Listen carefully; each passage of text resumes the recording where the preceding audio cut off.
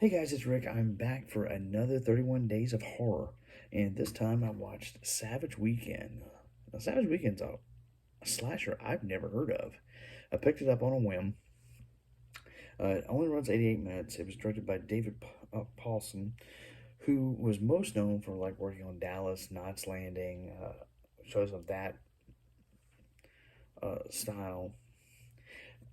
And interesting enough, this film was actually shot in 1976, and it sat. They couldn't find a distributor for it. Cannon Films picked it up, released it in 1980 to jump on the slasher craze. But this would have predated Halloween if it had came out. As far as the cast, some mainly character actors. You got David Gale, most people would know from Reanimator, and William Sanderson, who was in Newhart as one of the Darryls.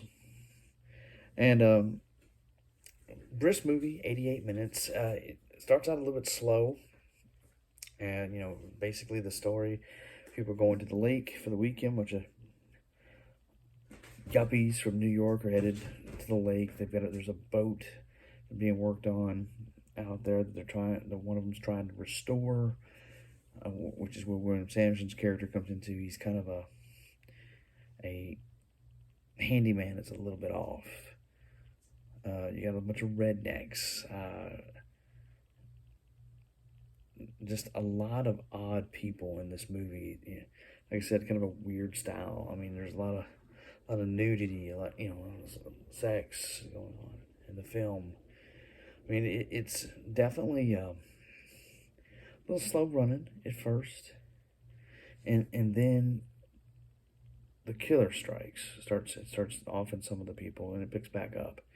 I like the mask that the killer used. Unfortunately, it's not the one that's featured here on the cover, like the Grim Reaper.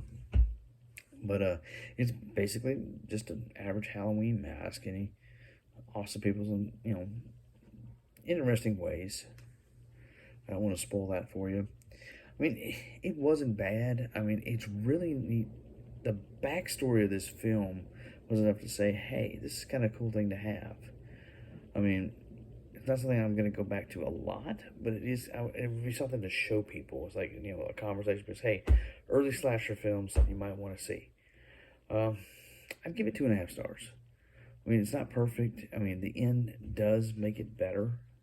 I mean, girls are attractive, and for that era, I mean, it's okay. But as far as you can definitely see it's two different blends of styles. Because I mean, there was no slasher films really at that time frame, so it's unique seeing how it evolved.